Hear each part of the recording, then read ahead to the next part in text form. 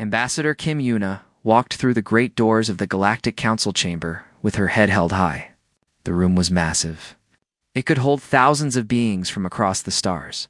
Giant screens floated in the air, showing the faces of delegates who attended from distant worlds. The ceiling was made of glass, and through it, she could see the endless darkness of space filled with bright stars.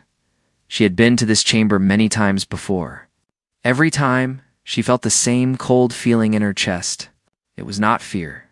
It was something worse. It was the feeling of being small in a room full of giants who looked down at her. Humanity had joined the Galactic Council only 60 years ago. In the eyes of species who had traveled between stars for thousands of years, humans were like babies who had just learned to walk. They smiled at humans the way adults smile at children who say something foolish. They tolerated humans. They did not respect them. Yuna took her seat in the human section. It was placed at the far edge of the chamber, near the back. The important species sat near the center, where their voices carried weight. Humans sat where their voices were easy to ignore.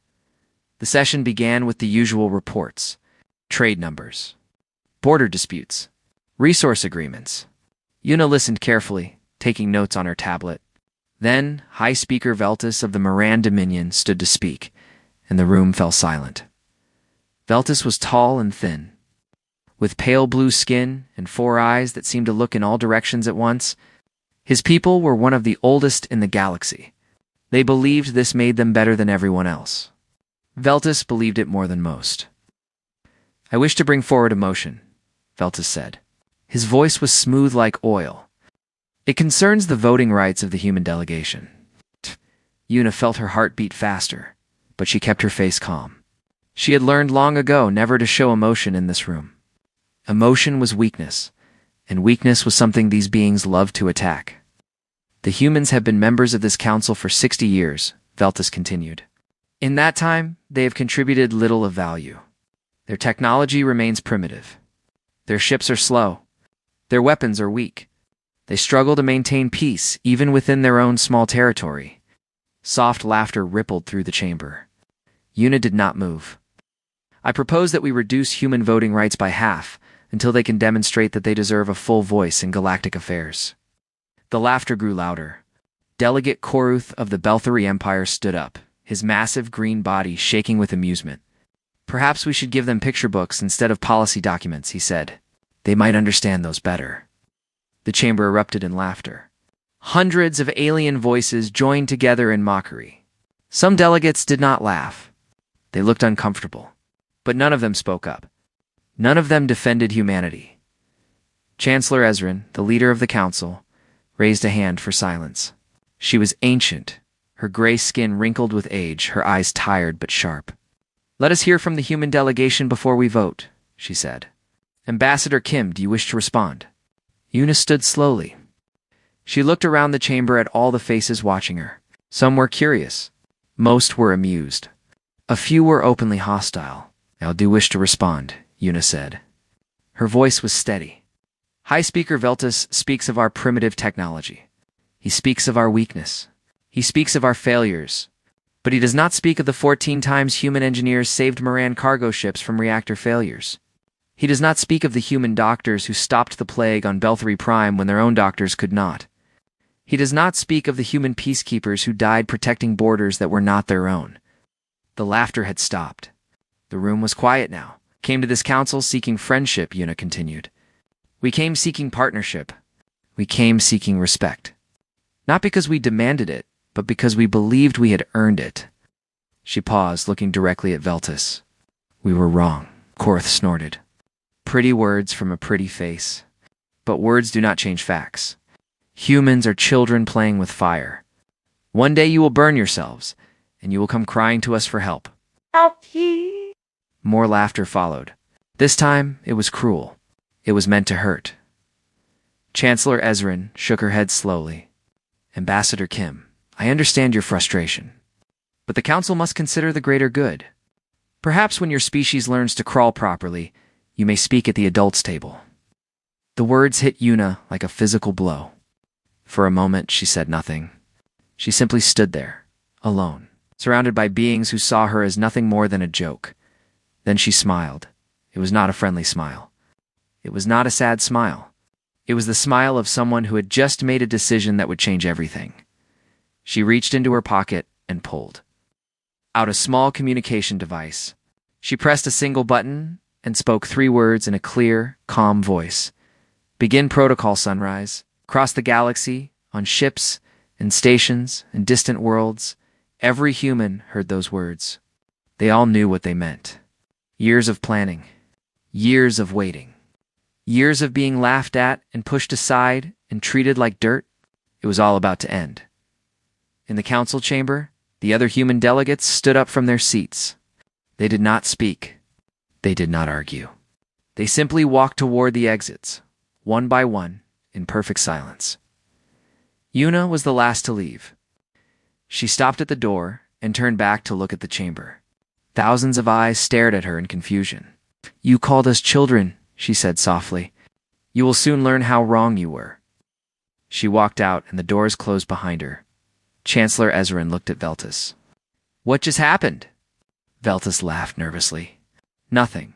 Humans are dramatic. They will come back tomorrow with apologies and tears." But deep in his chest, Veltus felt something he had not felt in a very long time.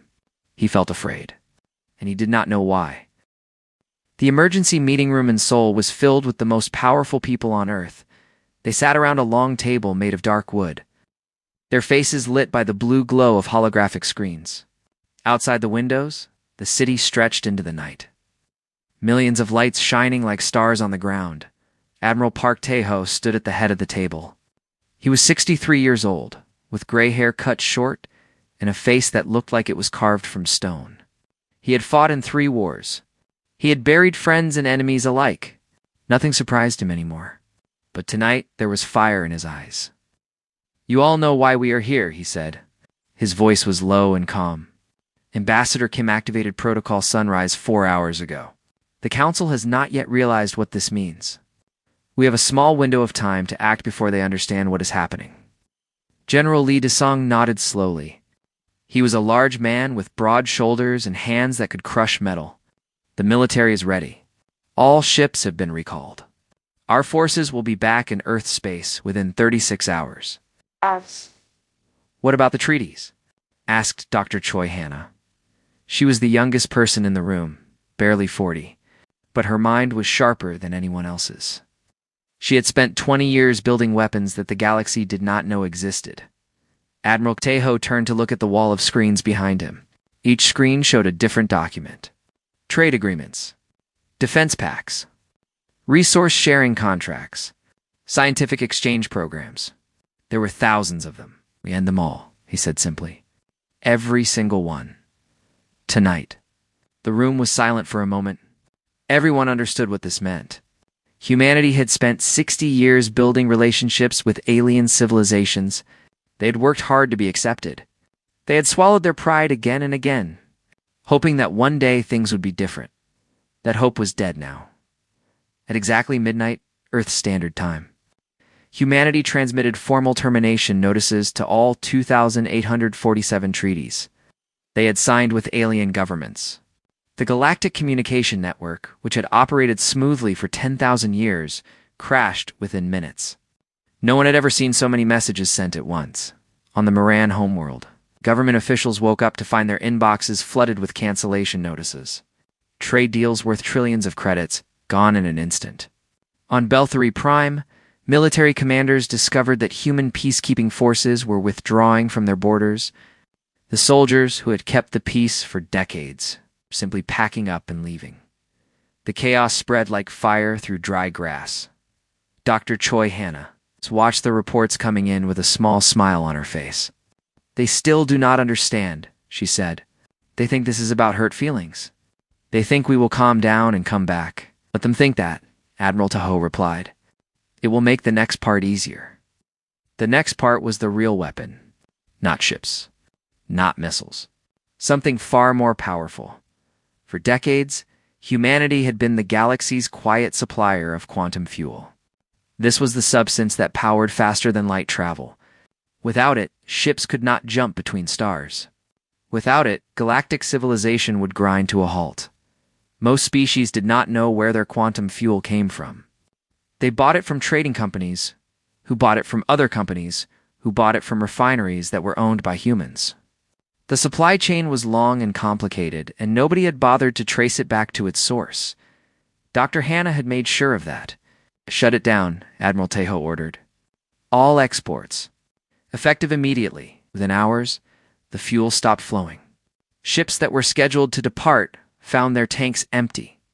Cargo vessels carrying food and medicine to distant worlds were stranded at stations. Military fleets could not move. The Belthari Empire was hit the hardest. Their entire economy depended on trade, and trade depended on ships, and ships depended on fuel they no longer had. Their stock markets crashed. Riots broke out in their cities. Their government declared a state of emergency. The Moran Dominion fared a little better. They had relied on human engineers to maintain their orbital stations and shipyards. Without those engineers, systems began to fail. Life support, artificial gravity, communication arrays. One by one, the machines that kept their civilization running started to break down. Chancellor Ezrin tried to contact Earth. She sent message after message, each one more desperate than the last. She apologized for the insults. She promised to restore human voting rights. She begged for a response. Earth sent nothing back. The silence was total and complete. On the council station, Veltus paced back and forth in his quarters. "This is ridiculous," he muttered to himself. "They cannot do this. They are nothing. They are insects." But the reports on his screen told a different story. Every hour brought news of another crisis. Another system failing. Another economy collapsing. Another government begging for help that was not coming. Delegate Caruth visited Veltus late in the night. The big alien's green face was pale with worry. "I have been studying the humans," Caruth said quietly. "I found something disturbing." "What?" Veltus demanded. "During the border wars 30 years ago, the humans fought against the Vorik Collective. Everyone remembers that the humans won, but barely. What they do not remember is that the humans were fighting with old ships and outdated weapons. Their newest technology never left Earth space." Veltus stared at him. "What are you saying?" "I am saying that we have never seen what the humans can really do. I am saying that for 60 years, they have been hiding their true strength. I am saying that we may have made a terrible mistake," Veltus wanted to argue. He wanted to say that Caruth was being foolish, but the fear in his chest had grown stronger since the humans walked out of the council chamber. It was no longer a small feeling. It was a cold hand gripping his heart. Somewhere in the darkness of space, human ships were gathering. Human scientists were activating machines that had been built in secret. Human soldiers were preparing for a war that might never come, but that they would certainly win if it did. The galaxy had laughed at humanity. Now the galaxy was learning that some jokes have consequences, and the punchline was just beginning. 3 days had passed since humanity went silent, and the galaxy was falling apart. On Belthari Prime, the great trading houses had closed their doors. Ships sat empty in harbors that had once been busy with activity. The economy had crashed so hard that the currency was now worthless. People traded food for water and water for shelter. The government blamed the humans. The people blamed the government. Nobody knew what to do. The Moran Dominion was in even worse shape. Their orbital stations, the pride of their civilization, were failing one by one. Without human engineers to maintain them, the complex systems that kept them running had begun to break down. Already 2 stations had been evacuated. 3 more were on the edge of disaster. Chancellor Ezrin had not slept in 2 days. She sat in her private office on the council station, staring at a screen that showed nothing but static. Every channel she tried to reach Earth on was dead. Every message she sent disappeared into the void. "They cannot ignore us forever," she whispered to herself. "They must respond eventually." But the silence continued. Then, on the morning of the 4th day, every screen in the galaxy suddenly lit up with the same image. It was the flag of Earth, blue and green and white, spinning slowly against a background of stars. A voice spoke, calm and clear, in every language at once. "Citizens of the galaxy, this is Admiral Park Tejo of the United Earth Fleet. For 60 years, humanity has been a quiet member of your community. We worked hard. We asked for little. We accepted insults and mockery with patience, hoping that one day we would be treated as equals. That day never came. So now, we must show you who we really are. The image changed. It showed a massive shipyard hidden in the asteroid belt of Earth's solar system. Thousands of ships floated in neat rows, their hulls gleaming with technology that no alien had ever seen before. You believed our ships were slow and weak? Admiral Tejo continued. You believed our weapons were primitive. This is what we wanted you to believe. The truth is different. The screen showed technical data that made scientists across the galaxy gasp in shock. Engine designs that were centuries ahead of anything known. Weapons that could crack planets like eggs. Shield systems that could stop any attack. The humans had been hiding all of it. Dr. Choi Hanna appeared on the screen next. Her face was calm, her voice steady. 25 years ago, my team discovered a way to collapse stars. We built a weapon that can turn any sun into a black hole within hours. We never told anyone, because we hoped we would never need to use it. She paused, letting the words sink in. But hope is no longer enough. Across the galaxy, military commanders stared at their screens in disbelief. Politicians called emergency meetings. Scientists ran calculations and found that everything the humans claimed was possible. More than possible. It was real. The broadcast continued with footage of human technology in action. Ships that moved faster than light without using jump gates. Soldiers wearing armor that made them nearly impossible to kill. Robots that could build entire cities in days. Veltus watched from his quarters with growing horror. Everything he had believed about humans was wrong. They were not children. They were not primitives. They were predators who had been pretending to be prey. Why? He whispered. Why would they hide all of this? Korath, standing beside him, answered quietly. Because they wanted peace. They knew that if the galaxy saw their true strength, everyone would fear them. Everyone would try to destroy them before they became too powerful. So they hid. They waited. They let us mock them, while they prepared for the day when hiding would no longer be possible. And we gave them that day, Veltus said bitterly. We pushed them too far, yes, Korath agreed. We did. The broadcast ended with Admiral Tejo speaking one final time. His face filled the screen, his eyes hard and cold. We do not want war. We have never wanted war. All we wanted was respect. You refused to give it. So now we will take it. You have 72 hours to decide what kind of neighbors you wish to be. Choose wisely. The screens went dark. At the edge of council space, a single ship appeared. It was the S Horizon, commanded by Captain Ru Jin. But it was not the old, battered cruiser that everyone remembered. It had been completely rebuilt. The Horizon was now a monster of metal and fire. Its hull was covered with weapons that hummed with terrible energy. Its engines glowed with power that should have been impossible. It hung in space like a warning, silent and deadly. Captain Ru Jin stood on the bridge, watching the stars through the main view screen. He was a young man, only 35, but his eyes were old. He had seen too much death. He had fought too many battles. He was tired of fighting. Sir, his first officer said, we are being hailed by 17 different governments. They are requesting communication. Jin shook his head slowly. No response. Let them look at us. Let them understand what they are facing. Sometimes silence is the loudest message. The Horizon did not move. It did not attack. It simply existed, a reminder that humanity was no longer hiding. The other ships that patrolled the area kept their distance, afraid to get too close. On Earth, Ambassador Kim Yuna watched the reports coming in from across the galaxy. Governments were panicking. Markets were crashing. People were demanding answers that their leaders could not give. Do you think they understand now? She asked Admiral Tejo. The old soldier stood beside her, his hands clasped behind his back. Some of them do. Others will need more convincing. I hope it does not come to that. So do I, Tejo replied. But if it does, we are ready. We have always been ready. That is the real secret we kept from them. Not our technology. Not our weapons. Our patience. We waited 60 years for them to treat us fairly. When they refused, we had already prepared for every possible outcome. Yuna nodded slowly. Then we wait a little longer. 72 hours.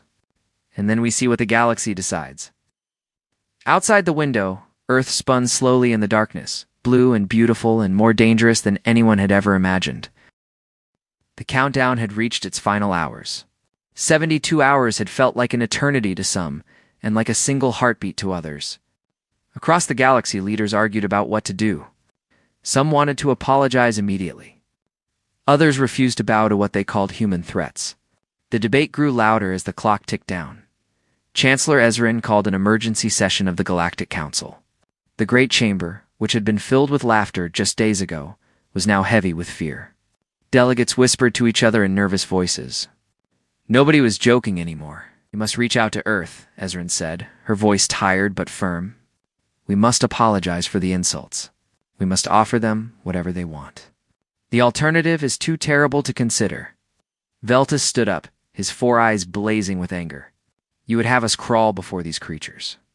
You would have the great civilizations of the galaxy beg for mercy from beings who were living in caves when our ancestors ruled the stars." "I would have us survive," Ezrin replied coldly. "Pride means nothing if we are all dead." "They are bluffing," Veltus insisted. "They must be bluffing. No species could hide that much power for that long. It is impossible." Koroth shook his massive green head. "I have studied the data they released. It is real. Every calculation I have run confirms it. The humans could destroy us all, and there is nothing we could do to stop them." "Then we strike first," Veltus declared. "We gather every ship we have, and we attack Earth before they can react. We burn their world to ashes and end this threat forever." A murmur ran through the chamber. Some delegates looked horrified. Others looked thoughtful. The idea was monstrous, but fear made monsters of everyone. Isarin raised her hand for silence. "I will not authorize an attack on Earth. If anyone wishes to do so on their own, they will do so without the support of this council." Veltus smiled coldly. "Very well. The Moran Dominion needs no permission from cowards. We will teach the humans their place ourselves." He walked out of the chamber, his advisors hurrying behind him. Within hours, the Moran fleet began to assemble. 3,000 warships gathered at Nexus Point, a strategic location on the border of human space. It was the largest fleet the Moran had ever put together. Admiral Tahoe received the news calmly. He stood in the command center of Earth's defense network, surrounded by screens showing the positions of every ship in the sector. The Moran fleet appeared as a cluster of red dots, growing larger as more ships arrived. "How many do we send?" General Li Daesong asked. 200 should be enough," Tahoe replied. Daesong frowned. 200 against 3,000? "Trust me, Captain Ru." Jin led the human fleet. The S-Horizon flew at the front, followed by 199 other ships. They were outnumbered 15-1. Any observer would have said they were flying to their deaths. The two fleets met at Nexus Point. The Moran ships spread out in a massive formation, filling the view screen with points of light. The human ships formed a tight wedge, small and seemingly vulnerable. Veltus commanded his fleet from his flagship, the Pride of Mora.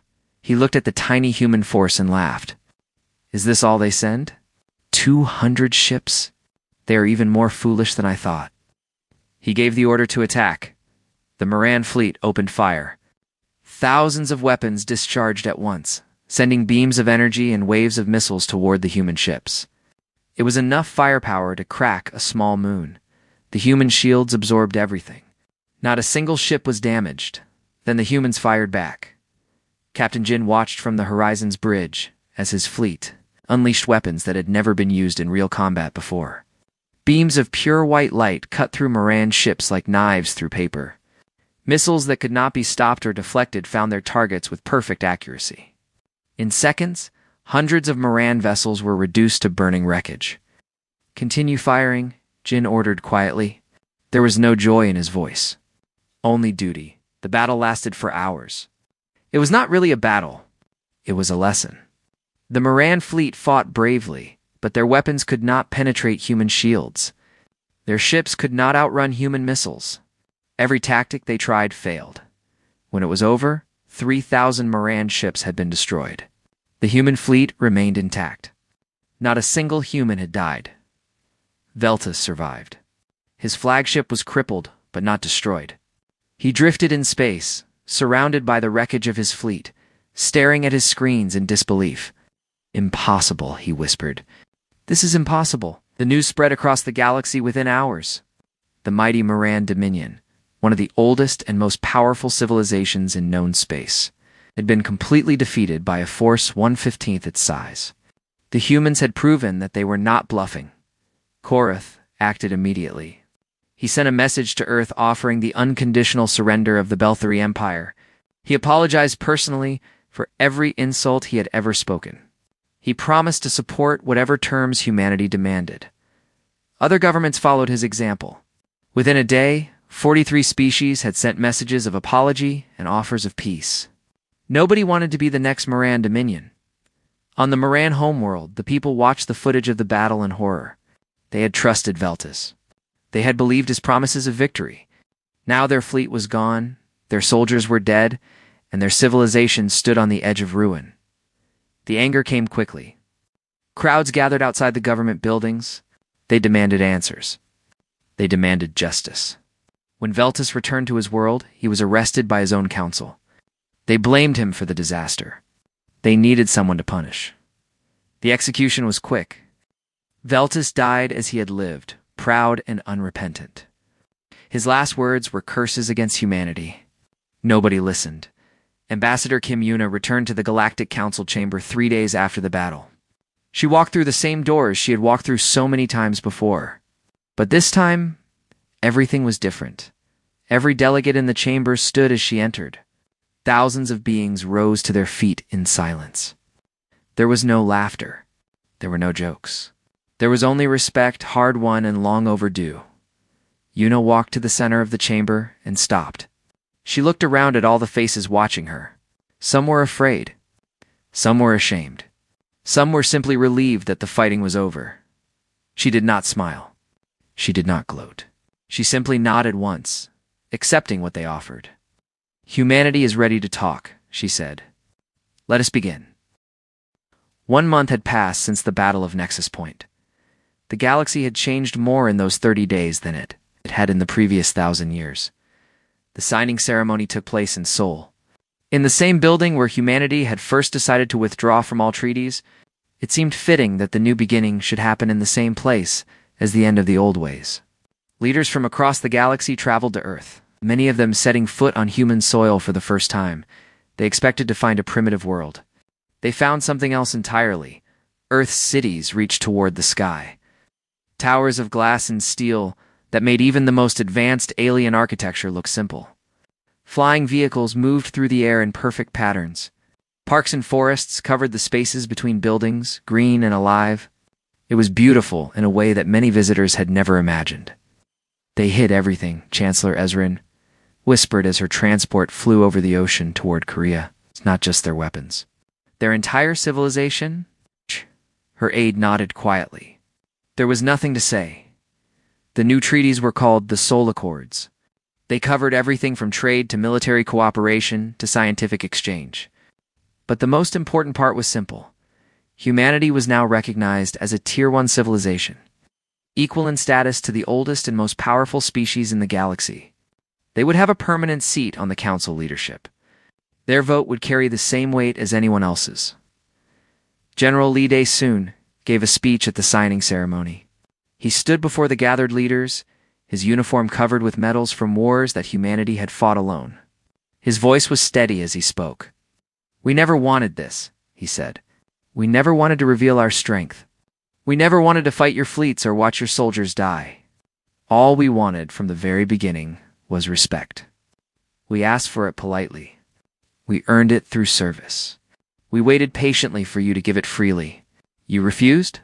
He paused, looking out at the faces watching him. "Let this be a lesson. Not just for you, but for everyone who comes after. Never mock a younger species because they seem weak. Never assume that because someone is quiet, they have nothing to say. The universe is vast and full of wonders. Some of those wonders are dangerous. Some of them are sitting right next to you, waiting to see if you will treat them as friends or enemies." He stepped back from the podium. The chamber was silent. Dr. Choi Hanna spoke next.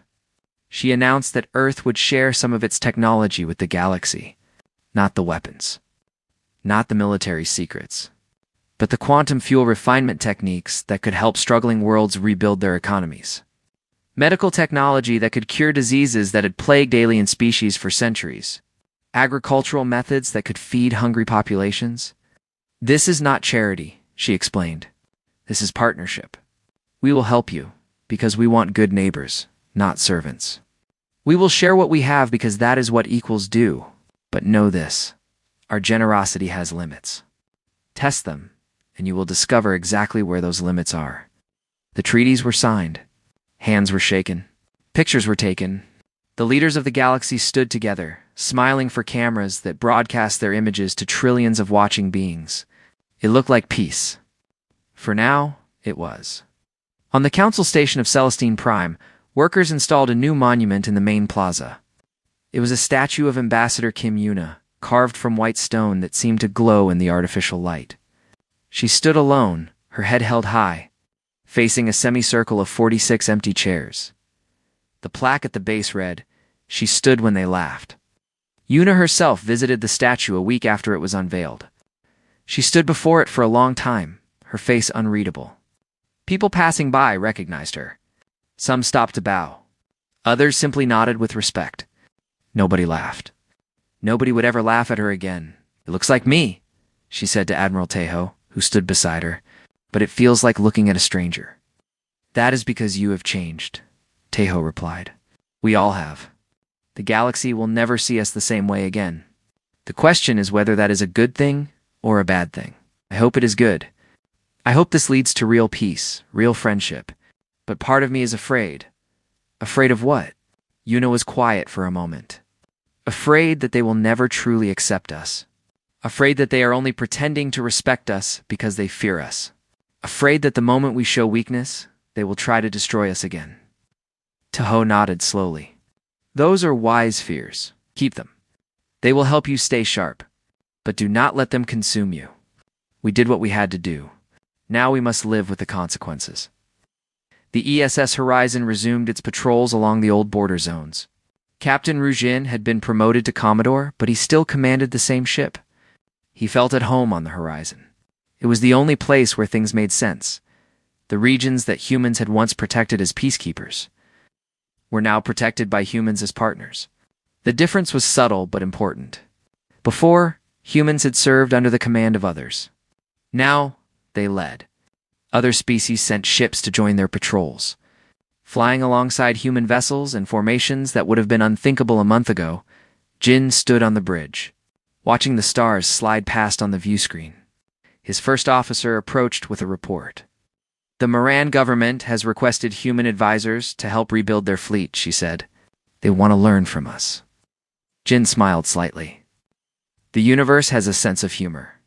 A month ago, they wanted to destroy us. Now they want to be us. What should I tell them? Tell them yes. Tell them we will help. That is what we do now. We help on Earth." Admiral Park Tejo stood at a window in his office, looking out at the planet below. Ships moved through the orbital stations, human and alien working side by side. It was a new world, a new era. He had helped build it, but he was not sure if he would live to see what it became. His aide entered quietly. "Sir, is everything all right?" Tejo did not turn around. "A young officer asked me today if we went too far, if we were too harsh, if we should have tried harder to make peace without showing our teeth. What did you tell him?" "I told him that we showed them exactly who we are. Not conquerors. Not victims. Just humans. That was always enough. They simply needed to see it." He turned away from the window at last. His face was tired, but peaceful. "For 60 years, we waited for them to recognize our worth. They never did. So we stopped waiting. We stopped hiding. We stopped hoping that kindness alone would earn us a place at the table." He walked toward the door, ready to face whatever came next. "And now," he said quietly, "they will never forget us again." Outside. The stars burned bright and endless, and humanity sailed among them at last. Not as children, not as servants, but as equals. The galaxy had learned its lesson. Whether it would remember that lesson was a question for another day, but today, for the first time in 60 years, Earth could be proud. Not because they had won a war. Not because they had proven their strength, but because they had finally, after all that waiting and suffering and silence, earned the respect they had always deserved. And that, in the end, was enough.